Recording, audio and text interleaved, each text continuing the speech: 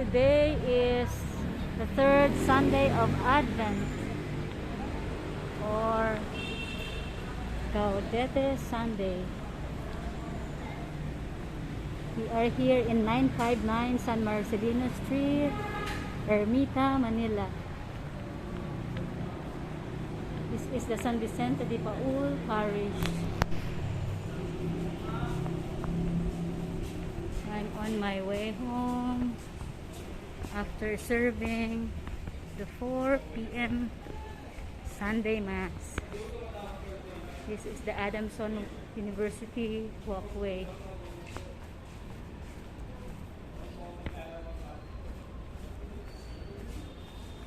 And right here is a history of the Congregation of the Mission, Philippine Province, celebrating 150 years.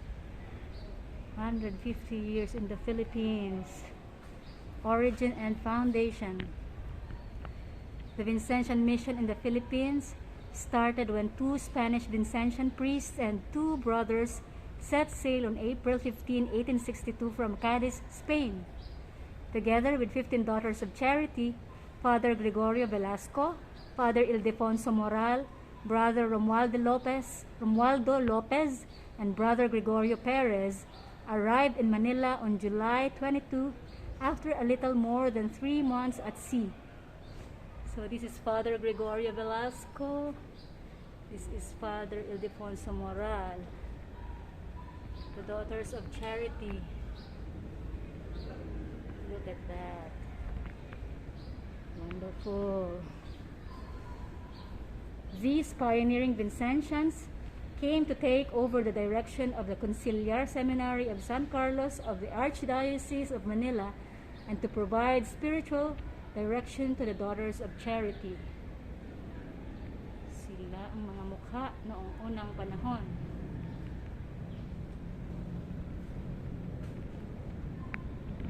Their success in seminary work, however, soon came to the notice of other bishops. Eventually, they too entrusted their respective seminaries to the Vincentians. From Manila, Vincentian missionaries undertook the direction of the seminaries in Naga Nueva Cáceres, or Camarines Sur, in 1864, Cebu in 1867, and Haro Iloilo in 1870, and Vigan, Nueva Segovia, in Ilocos Sur in 1872.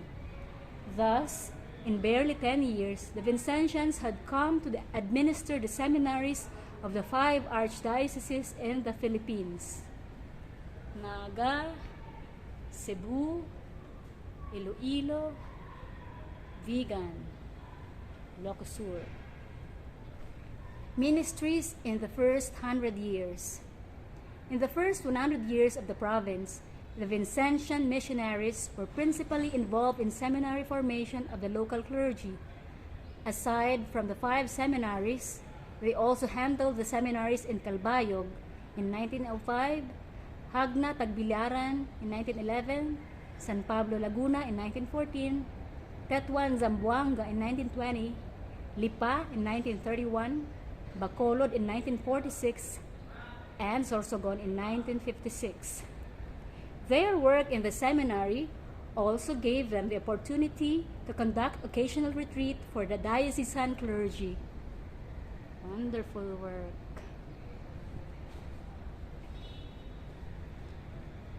In assuming these seminaries, the Vincentians had to rely on ever-fresh groups of missionaries from Spain.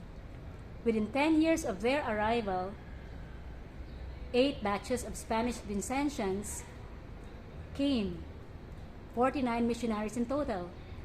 The congregation's leadership in Paris took note of this spectacular growth of the Philippine mission, and so, to nurture its growth and partly because of the great distance between Spain and the Philippines, a vice visitor, more like a regional superior, was appointed to head the mission. So from mission to province. Father Gregorio Velasco was chosen for this role in 1870. When later he petitioned relief from this post, Father Aquilino Valdivieso was appointed in his place. Shortly thereafter, the Superior General, Father Jean-Baptiste Etienne and his council decided in a letter dated 12 December 1871 to make the mission a new province. Initially, it was called the Province of Manila. In 19 July 1894, the name was changed to Province of the Philippines. Father Valdivieso was appointed its first provincial, but because of poor health, had to resign. In July 29, 1872, Father Diego Salmeron was named the new visitor. In 1874, the Vincentians purchased a lot along San Marcelino Street. Later, it became the location of the Central House, the seat of the new province. So this is it. The encircled numbers represent in chronological sequence the years when the Vincentians administered diocesan seminaries. Okay. So, one is Manila, Rizal, Bulacan, 1862 to 1899, 1913 to 1953. Seminario de San Carlos, Intramuros, Mandaluyong, and Plaridel. Number 2, Camarines Sur, Seminario del Santísimo Rosario, Naga City, 1865 to 1974. And then number 3, Seminario de San Carlos, Cebu City, Sibonga, Argao, Dalaguete, Mandaue, 1867 to 1988. Number 4, Iloilo, Seminario de San Vicente Ferrer, Haro, Iloilo City, 1869 to 1975. And then number 5, Ilocos Sur, Seminario de la Purísima Concepción Vigan, 1872 to 1876. And then number 6, Samar, Colegio Seminario de San Vicente de Paul, Calbayog City, 1905 to 1964. And then number 7, Bohol, Escuela Católica de San Vicente de Paul, Hagna, 1911 to 1922.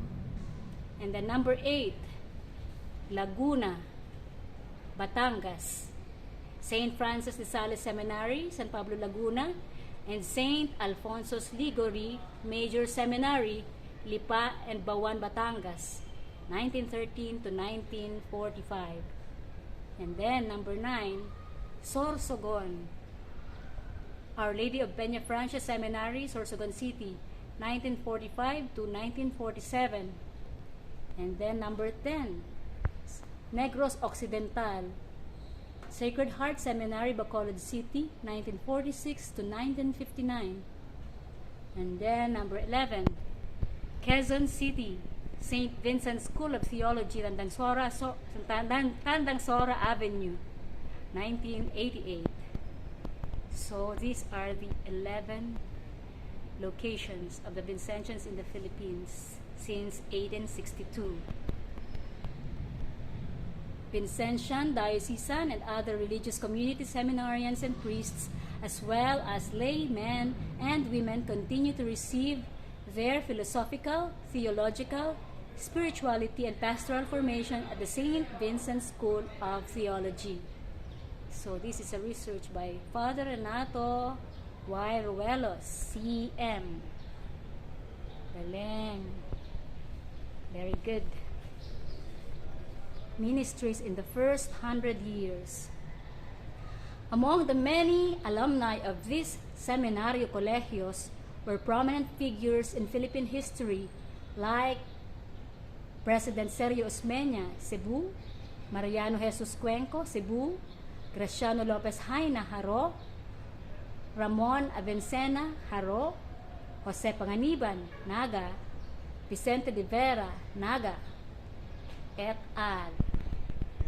So this is President Sergio Osmeña, Mariano Jesus Cuenco, Graciano Lopez Haina, Ramon Avincena, Jose Panganiban, and Vicente de Vera.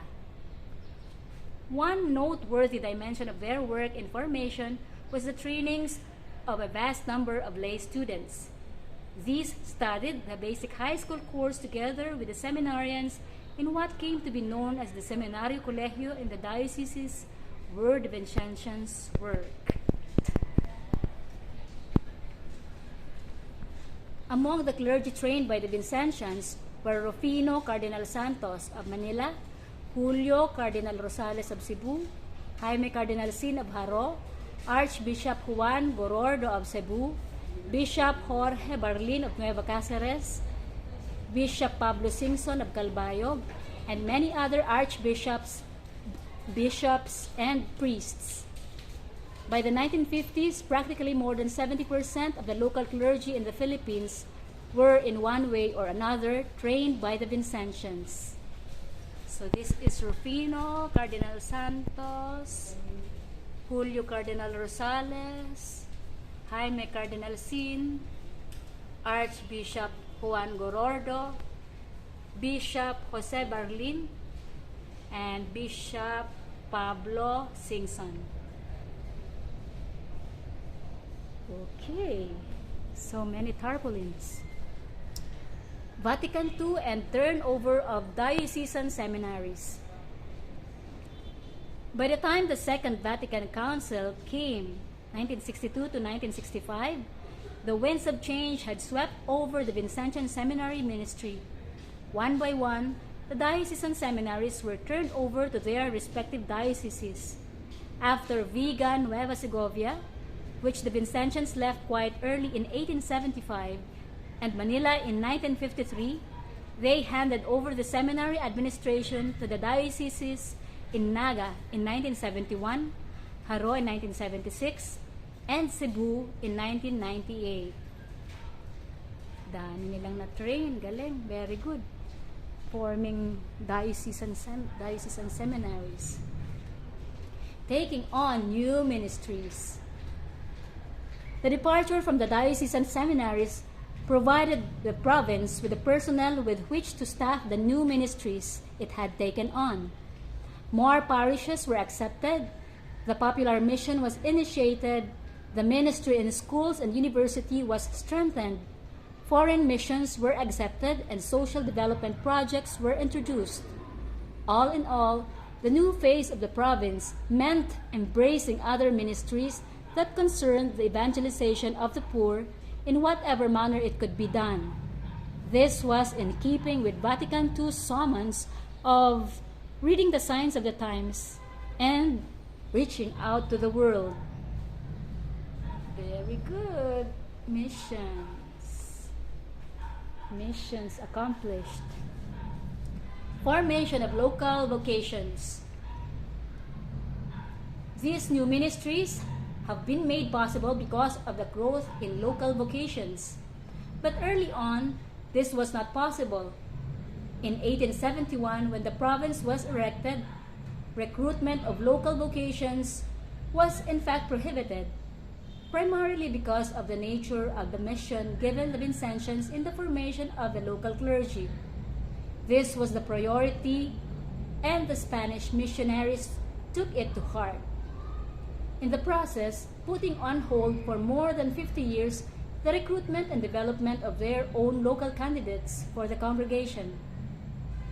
But as less and less Spanish missionaries volunteered for the Philippine mission, the need of promoting local vocations seemed inevitable, starting with the admission in 1937 of the late Bishop Teotimo Pasis and Father Jesus Maria Cavana as the first Filipino Vincentians. The recruitment of local candidates for the congregation began in earnest in the 1950s. This is Bishop Teotimo Pasis and Father Jesus Maria Cavana. Evangelizare pauperibus misit me.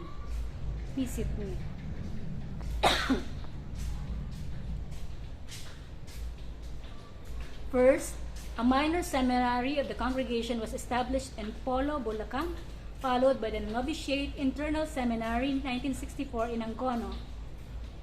Most of the seminarians during this period were sent to imbibe the Vincentian spirit in the congregation's seminaries in Spain, Australia, and the United States. in Missouri and Pennsylvania. From 1970 to 1979, the province's major seminarians were housed in Angono while studying philosophy at Adamson University, and theology at the University of Santo Tomas. In 1979, the St. Vincent Seminary of Polo was transferred to Tandansora, Quezon City, where theology students also took residence initially. In 1985, the DePaul House, a theology formation, and St. Vincent School of Theology were established. So this was the St. Vincent Seminary in Polo, Bulacan. This is the Vincentian Hill Seminary in Angono, Rizal. Adamson University, Manila. St. Vincent Seminary, Tandansora, Quezon City. St. Vincent School of Theology, Tandansora, Quezon City.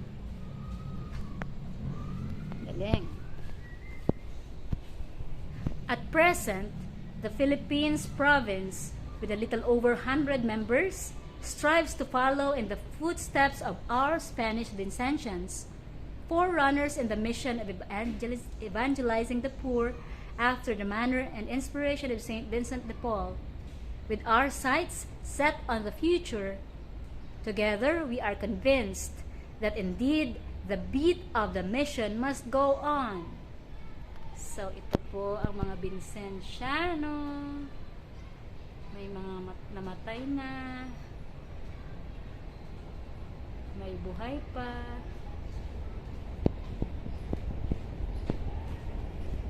The beat must go on. 150 years of the Congregation of the Mission, Philippine Province. Happy anniversary, Vincentians!